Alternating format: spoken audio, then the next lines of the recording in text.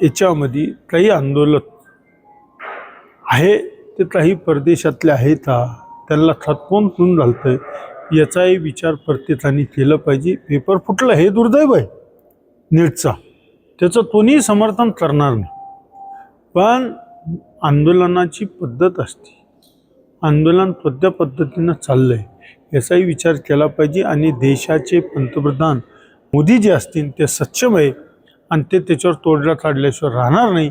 आणि त्यांनी आजच निर्णय घेतला आदरणीय पंतप्रधान मोदीजींनी की फास्ट रोडमध्ये लवकर निर्णय झाली पाहिजे, हा निर्णय त्यांनी घेतला। पण भाजप ही लुटारूंची टोळी आहे असं विजय वडेट्टीवार टीका करताना म्हणाले। लुटारू म्हटले भाजपला, कोण लुटारू आहे कोण नाही आहे ना, किती लुटलं हे सगळं जगाला माहिती ना। मातोश्रीवर काय लूटमार चालत होती, आता त्यांची केविलवाणी हे झाल्यामुळे तो भाजपला टीका करू आले। ते विकास किती झाला या राज्याचा, लुटारू कशाला म्हणतात, त्याच्यामुळे त्यांच्या बोलण्यात काही तथ्य नाही। त्यांची सगळी लोकप्रियता आता संपलेली आहे, ते रोडवर येणं हेच त्यांना पर्याय आहे, बाकी काहीच नाही। बरं, राहुल गांधींनी काल पत्रकार परिषद घेतली, त्यावेळेस त्यांनी असा गौप्यस्फोट केला की ज्यावेळेस पोलिसांनी मला पकडून दिलं त्यावेळेस चक्क पोलीसच मला सांगत होते की तुम्ही हे सरकार घाला, कानात सांगत होते म्हणजे पोलीस सांगतात।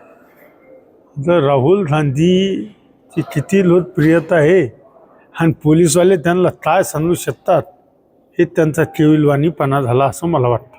बरं, एक शेवटचा प्रश्न आहे, जरांगे पाटलांनी एक वक्तव्य केलं 2 दिवसापूर्वी की माझ्याकडे जालन्यातल्या काही भाजप आमदारांनी तक्रार केली आहे की आम्हाला पालकमंत्री निधी देत नाही, पालकमंत्री त्यांच्या नातेवाईकांना निधी देतात, पंकजा मुंडे या जालन्यात परळीचा पॅटर्न चालवतात की काय, भाजप आमदारांनी तक्रार केली। आम्ही कोणी तक्रार केली नाही, आम्हाला याच्याविषयी काही माहीत नाही। त्यांनी असं वक्तव्य केलं, मला काहीच माहीत नाही या विषयावर।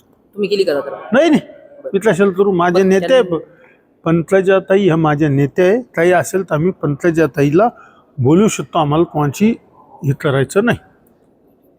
येत्या 26 तारखेला ठाकरे बंधू राज ठाकरे उद्धव ठाकरे दोन्ही बंधू मुंबईमध्ये मोर्चा काढतायत। आता जे काही जंतर मंतरवर दिल्लीमध्ये विद्यार्थ्यांचं आंदोलन सुरू आहे त्यावरून आता सरकारची टीका होऊ लागलेली आहे, राजीनाम्याची मागणी आता जोर धरू लागली। या राज्याचे माजी मुख्यमंत्री उद्धवजी ठाकरे साहेब आणि दुसरे राज ठाकरे यांचा मोर्चा असं तुमचं म्हणणं आहे? ते मुख्यमंत्री असताना त्यांनी काय दिवे लावले?